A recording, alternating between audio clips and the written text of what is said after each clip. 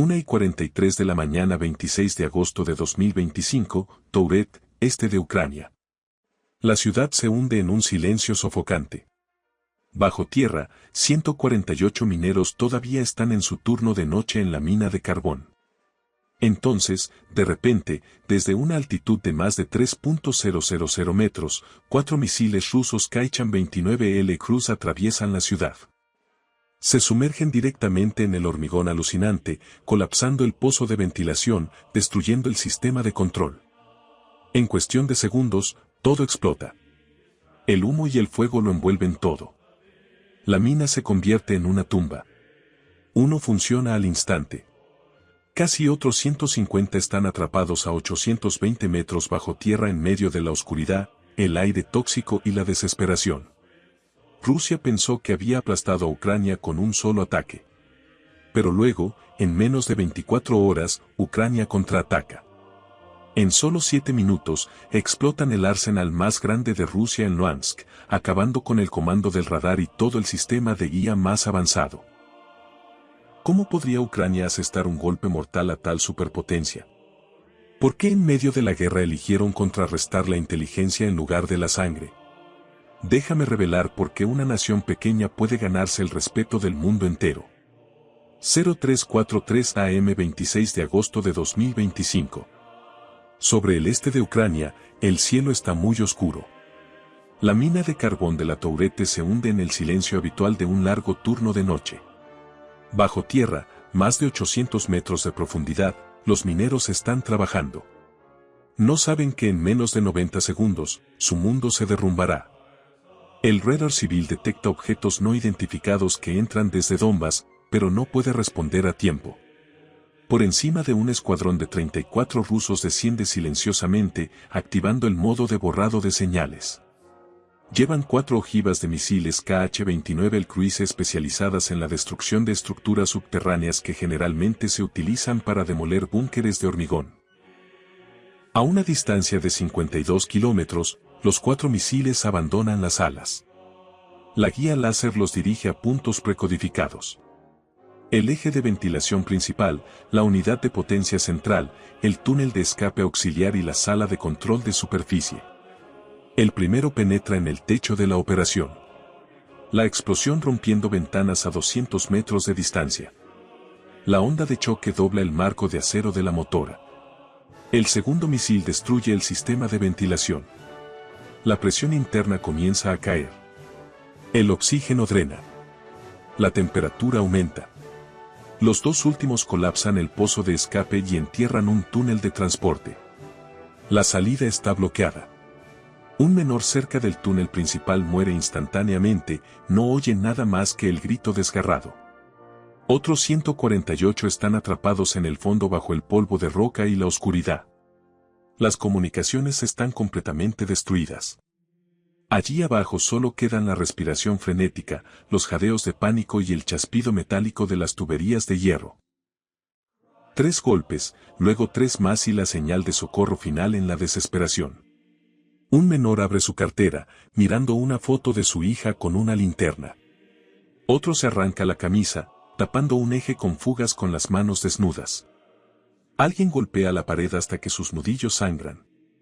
En la oscuridad, cantan suavemente el himno nacional para mantenerse despiertos. En la superficie, los camiones de rescate de faros, helicópteros y equipos de emergencia llegan solo 9 minutos después, pero solo pueden mirar el pozo de humo. No queda camino dentro.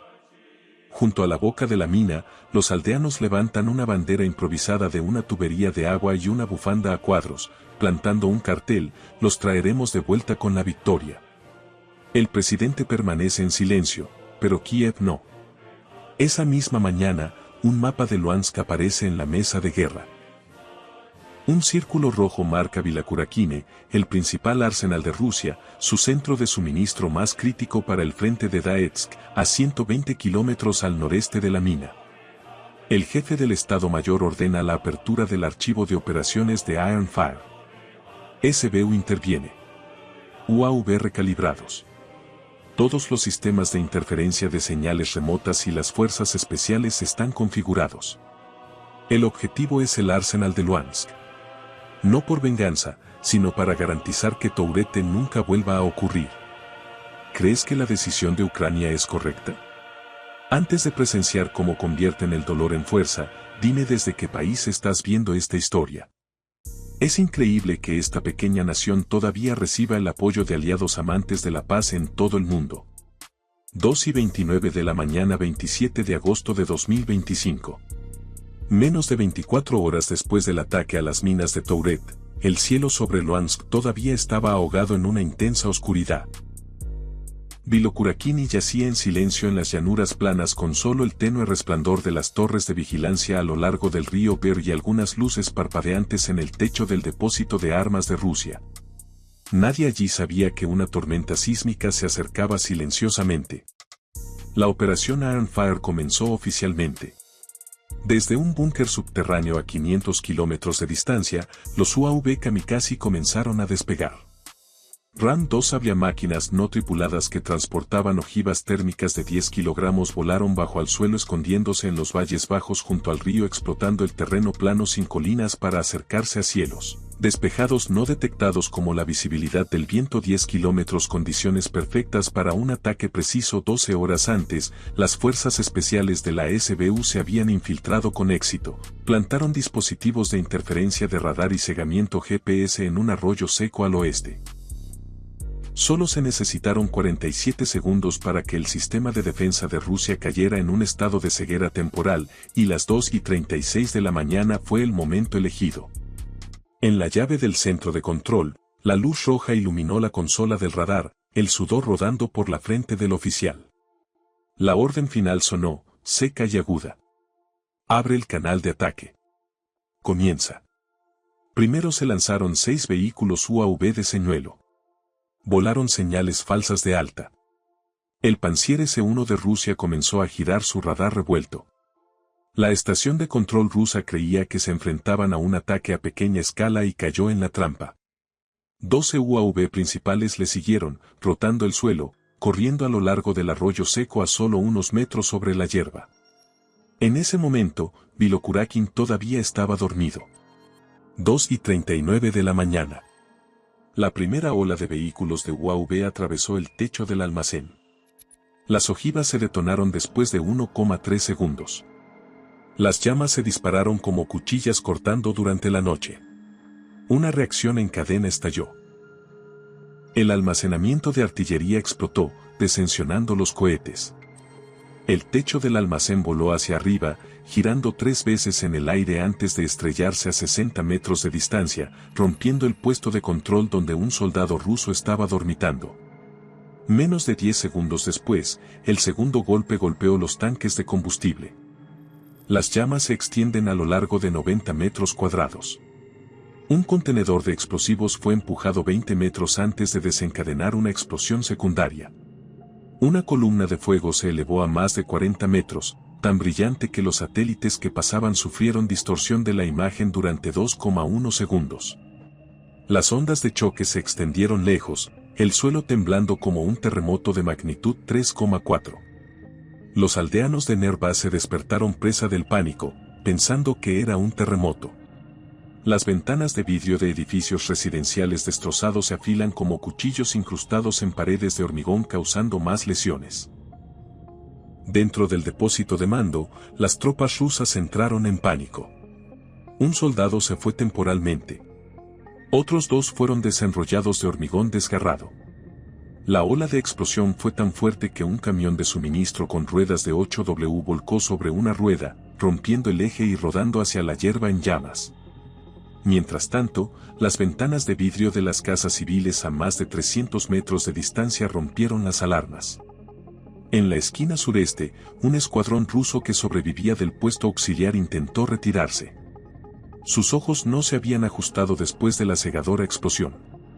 Dispararon salvajemente al cielo, sin saber que los objetivos ya se habían ido. Uno se deslizó en el cráter. Las llamas atraparon su armadura y sus gritos se rasgaron toda la noche. La estructura del UAV de Sabria le permitió generar calor de hasta 1.400 grados centígrados en 3 segundos suficientes para incinerar el depósito de munición si alcanzaba un punto estructural débil.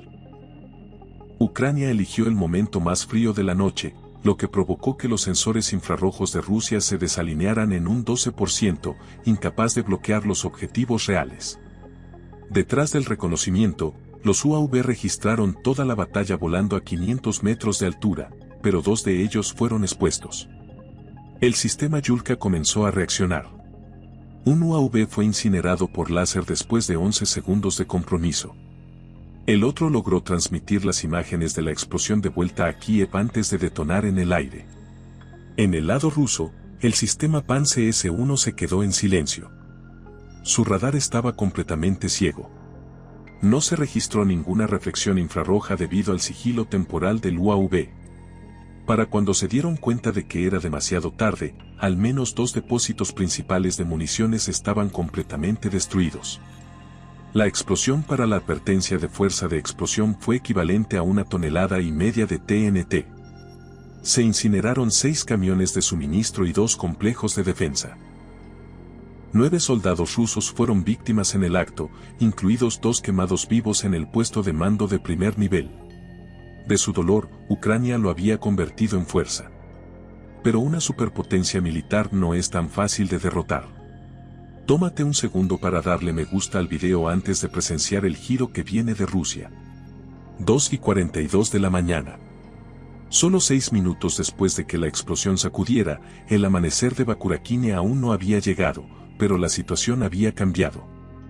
Los incendios, todavía en aras, devoraron los restos de acero retorcido del depósito de armas. La ceniza negra cubrió las llanuras del sur. Los soldados rusos gritaron, buscando sobrevivientes, muchos se quedaron sordos temporalmente. Visión borrosa por los destellos térmicos anteriores. Y luego otra huelga estaba a punto de caer. Ucrania no descansa. La segunda ola de vehículos de uranio tripulado ya había salido de la base. Pero esta vez, Rusia ya no fue sorprendida. Un contenedor marrón que yacía en silencio desde la noche anterior en un montículo al noreste, a solo 7 metros más alto que los aviones, se iluminó de repente. No era un camión. Era Yulka.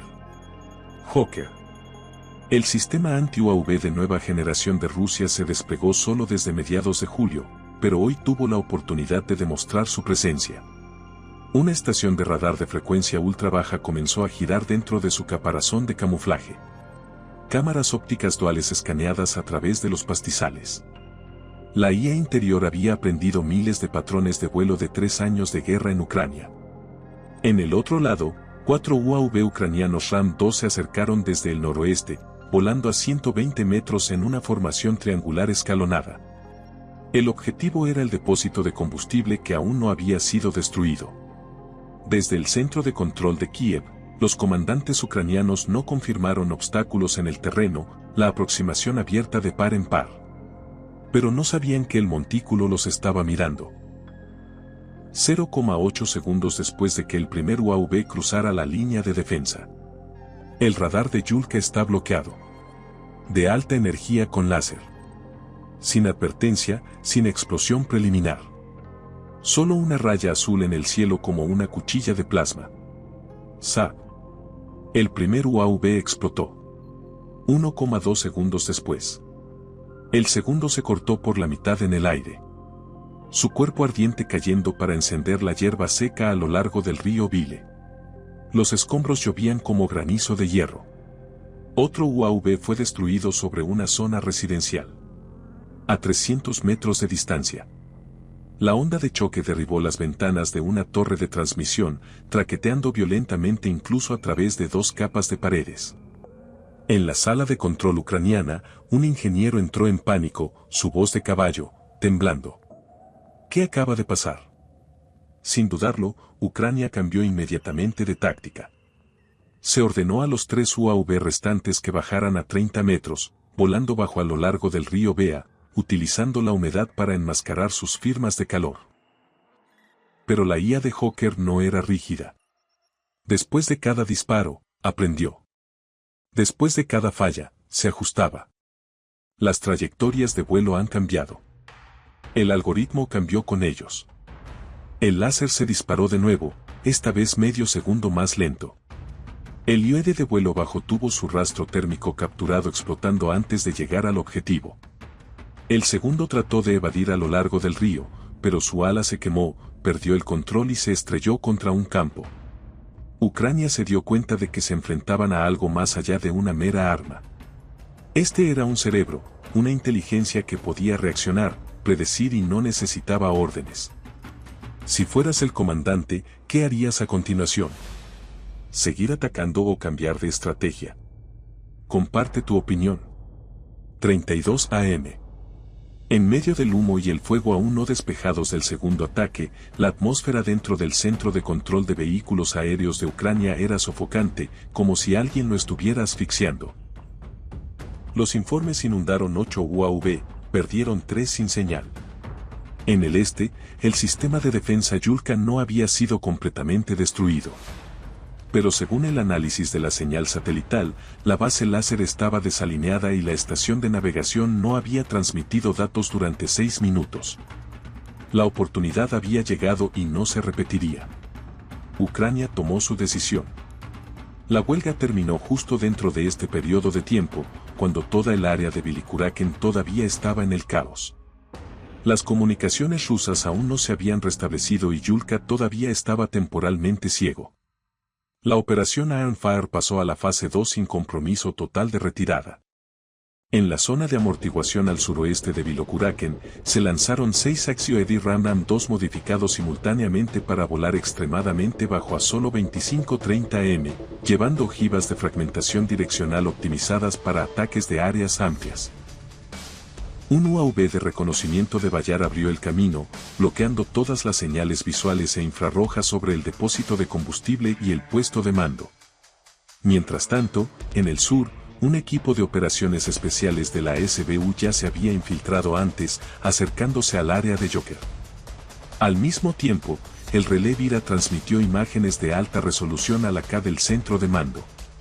El objetivo era claro. El depósito de combustible todavía tenía casi 60 tanques de almacenamiento intactos, a solo 1,2 kilómetros de la estación de York.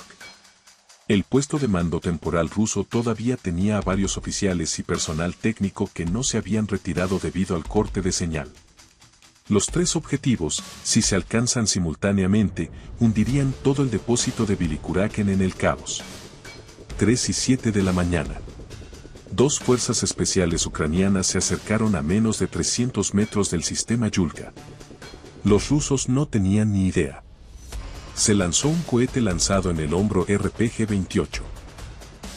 La forma de la ojida cargada perforó directamente en la estación de navegación de Yulker. Se abrió un bloque de acero. Chispas de cables en cortocircuito. La IA dejó de responder. El radar parpadeó y luego se oscureció. En ese momento, 6 UAV de ataque se sumergieron simultáneamente desde 3 direcciones. 3 vehículos de Reno de vehículos real depósito de combustible. La explosión creó una columna de fuego de casi 60 metros de altura, reflejando la luz carmesí en las nubes bajas del este. La presión de explosión derrubó parte del techo más profundo, extendiendo el fuego a los tanques cercanos. Todo el cielo del sur sobre Boikura se convirtió en un infierno ardiente. Otros 2 vehículos de retrellos contra el depósito de municiones auxiliares. Los proyectiles de artillería aún no transportados se encendieron en una reacción masiva en cadena. Las explosiones cruzadas duraron más de 40 segundos, creando ondas de choque tan violentas que 3 camiones de reabastecimiento fueron destrozados. Los techos corrugados fueron lanzados a 80 metros de las cabañas cercanas. La tierra estaba arredada, el acero se esparció, los árboles aplastados, incendiándose. El último UAV golpeó el puesto de mando de campo donde las tropas rusas estaban coordinando el rescate y las operaciones. Este ataque cortó todas las comunicaciones en un radio de más de 2 kilómetros. Las antenas colapsaron. Los generadores fueron volados como cajas de cartón. No, el comandante permaneció de pie. 3 y 14 de la mañana. Toda la región de Velikuraken se convirtió en un mar de humo negro. La ceniza cayó como nieve. El cielo se volvió rojo-violeta, lleno de polvo. La carretera desde Starobilsk hacia el sur estaba cubierta de fragmentos de metal. Los vehículos no podían pasar. El avión ruso no pudo despegar debido a la pérdida de señales de coordinación. Los refuerzos del este quedaron atrapados en los bosques de pinos cortados por la pérdida de señal. No se puede localizar a los compañeros. 3:22 de la mañana Ucrania comenzó la retirada. Las unidades de la SPU se movieron a lo largo del río Bea, dirigiéndose hacia el oeste a través de senderos forestales explorados anteriormente. Los vehículos de reconocimiento se cayeron hacia atrás. Sin persecución. Rusia no pudo contraatacar. Muerte ciega y sin mando. Radios muertas de radar en silencio, siempre un paso por detrás de Ucrania. Solo las detonaciones extravadas y los fuegos humeantes permanecieron en la oscuridad. La operación Iron Fire terminó. Ucrania había destruido no solo el depósito, sino también la capacidad de Rusia para coordinar, defender y mantener la iniciativa en Luhansk. 3:30 de la mañana. Los últimos incendios dentro del depósito de Bilikurakhine se extinguieron. No más explosiones, no más UAV, no más alarmas. Solo queda una cosa. Un extraño silencio entre la victoria y la derrota. El depósito de armas más grande de Luhansk estaba en ruinas. Durante 14 días o más, las líneas de suministro a Donetsk quedarían paralizadas. El depósito de combustible explotó 9 camiones de transporte reducidos a marcos retorcidos. El puesto de mando de campo que una vez dirigió todo el noreste era ahora un montículo de tierra carbonizada.